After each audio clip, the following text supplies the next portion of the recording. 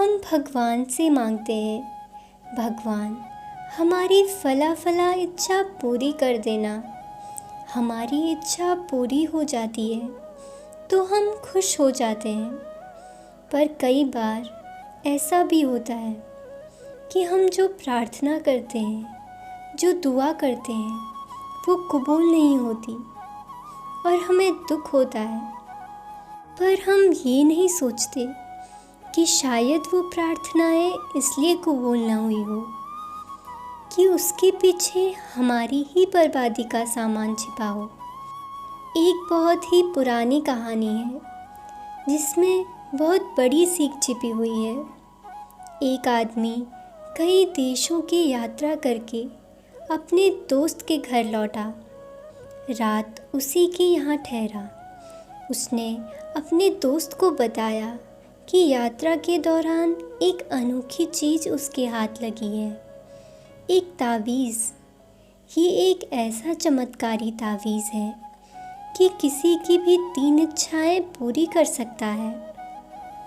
उसने आगे कहा, मैंने सोचा था ये तावीज़ तुम्हें दूंगा, पर अब डरता हूँ दूँ या ना दूँ। मेरी भी 3 इच्छाएं इस तावीज़ ने पूरी की हैं, लेकिन परिणाम बहुत भयंकर थे। और जिन जिन को भी मैंने ये तावीज़ दिया है उनकी 3 इच्छाएं पूरी तो हुई, पर बहुत ही खतरनाक तरीके से। ये सब बातें दोस्त की पत्नी सुन रही थी। उसने तुरंत अपने पति से तावीज़ मांगने को कहा। पति के मन में भी 3 इच्छाएं पूरी करवाने का लालच तो था, पर साथ ही साथ डर भी था। पर पत्नी तो अड़ गई और बोली, उन्होंने ज़रूर गलत तरीके से मांगा होगा, हम बिल्कुल सही तरीके से मांगेंगे। आखिरकार उन दोनों के हाथ में था वो तावीज़। सोच में पड़ गए कि क्या मांगे। पत्नी ने कहा, 1 लाख रुपए मांग लो। उस समय 1 लाख रुपए बहुत बड़ी बात थी।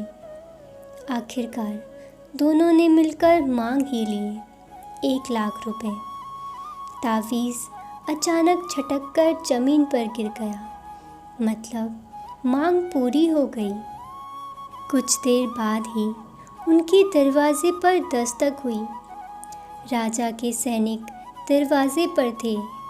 उन्होंने ये सूचना दी कि उनका जो बेटा सेना में भर्ती था वो मारा गया और मुआवजे के तौर पर राजा ने 1 लाख रुपए भिजवाए हैं। दोनों सिर पीटकर रोने लगे, पर अब कुछ नहीं हो सकता था। दोस्त ने तो पहले ही कहा था कि इच्छाएं तो पूरी होंगी, लेकिन भयंकर तरीके से। पत्नी ने रोते हुए पति से कहा, दूसरी इच्छा मांग लो कि हमारा बेटा जिंदा हो जाए। दोनों ने फिर से वो ताबीज़ उठाया और मांगा कि बेटा वापस जीवित हो जाए। ताबीज़ फिर से झटक कर ज़मीन पर गिर गया। मतलब इच्छा पूरी हो गई। कुछ देर बाद दरवाजे पर फिर से दस्तक हुई। उन्होंने दरवाज़ा खोला तो वहाँ कोई नहीं था, पर एक आवाज़ आई, माँ मैं आ गया। ये तो उन्हीं के बेटे की आवाज़ थी, पर वहाँ कोई नज़र नहीं आ रहा था। बस एक साया सा महसूस हो रहा था, जिसकी आवाज़ हूबहू उनके बेटे जैसी थी। वो कोई और नहीं, उन्हीं के बेटे का प्रेत था, क्योंकि उसके शरीर का दाह संस्कार हो चुका था, इसलिए वो अपने शरीर को धारण नहीं कर सका और प्रेत योनि में चला गया। ये तो और भी भयंकर परिस्थिति थी। चाहे कोई कितना भी प्रिय हो, उसकी मुक्ति तो सब चाहते हैं। कोई नहीं चाहता कि कोई प्रेत योनि में भटके। अब दोनों को कुछ समझ नहीं आया कि क्या मांगे उस ताबीज़ से। बस वो ज़ोर ज़ोर से चिल्लाने लगे कि हमारे बेटे को इस प्रेत योनि से मुक्ति दे दो और ये कहते हुए उन्होंने ताबीज़ बहुत दूर फेंक दिया। दोस्तों, हम हमेशा मांगते हैं क्योंकि हमें वो चाहिए, चाहे वो हमारे लिए सही हो या ना हो। वो जो बैठा है ना ऊपर, वो अदृश्य शक्ति, वो चाहे जो भी हो, वो जानता है कि हमारे लिए क्या सही है और क्या गलत। उससे वो मत मांगिए जो हमें चाहिए, उसे हमें वो देने दीजिए जो हमारे लिए सही है। एक समझदार व्यक्ति ईश्वर से कभी नहीं कहता कि मेरी प्रार्थना पूरी कर दो। वो हमेशा यही कहता है कि तू वही करना जो तेरी मर्ज़ी है।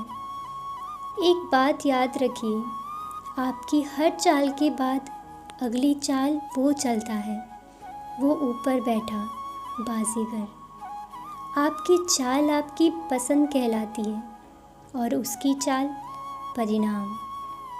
बस आप अपना कर्म करिए और सब कुछ छोड़ दीजिए उसके ऊपर। ऐसी ही प्रेरणा से भरी कहानियाँ सुनने के लिए हमारे चैनल को सब्सक्राइब करें। धन्यवाद।